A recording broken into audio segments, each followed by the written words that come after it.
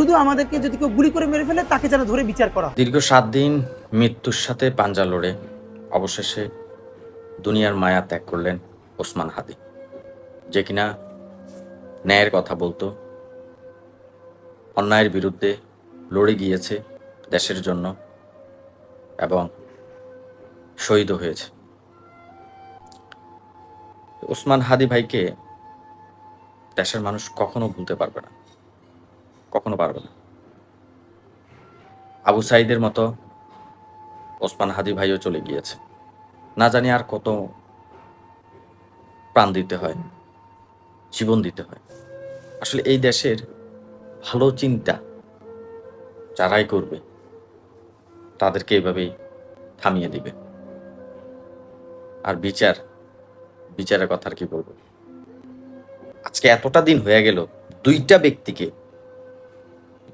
ব্যক্তিকে ধরতে পারল না এই দেশের প্রশাসন। কতটা নিরক্ষর আমাদের দেশের প্রশাসন। আজকে এতটা দিন হয়ে গেল, এত প্রশাসন জনবল থাকা সত্ত্বেও দুইটা ব্যক্তিকে ধরতে পারল না। কি আশা করবেন এই দেশে? কি আশা করবে? ওসমান হাদি আজকে চলে গিয়েছে, কালকে আরেকজন টার্গেট, পরশুদিন আরেকজন টার্গেট, এভাবেই চলতে থাকবে। এই দেশের প্রেক্ষাপট, বিচার ব্যবস্থা, আইনি প্রক্রিয়া, দুষ্কৃতিকারীরা, দুর্নীতিবাজরা ভালো মানুষগুলোকে এভাবেই থামিয়ে দিবে।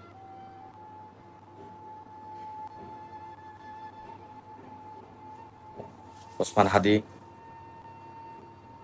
তার কথাগুলো যদি আপনারা শুনেন, বেঁচে থাকা অবস্থায় যে কথাগুলো উনি বলেছে, অনলাইনে যেগুলো আলোড়ন তুলেছে, তার কথাগুলো যদি আপনারা শুনেন, তার কথার মাধুর্যতা, তার যে চিন্তা ভাবনা বা চেতনা দেশকে নিয়ে, আপনার দিলে গিয়ে লাগবে।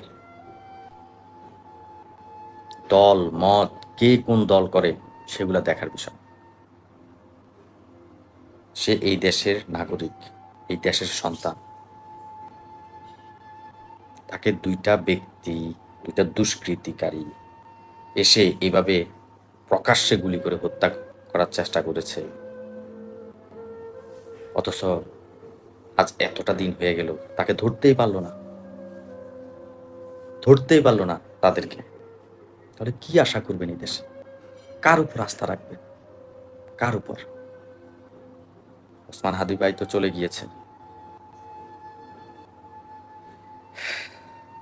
আল্লাহ ওনাকে জান্নাতের উচ্চ মাকাম দান করবে। আর কিছু বলার নাই।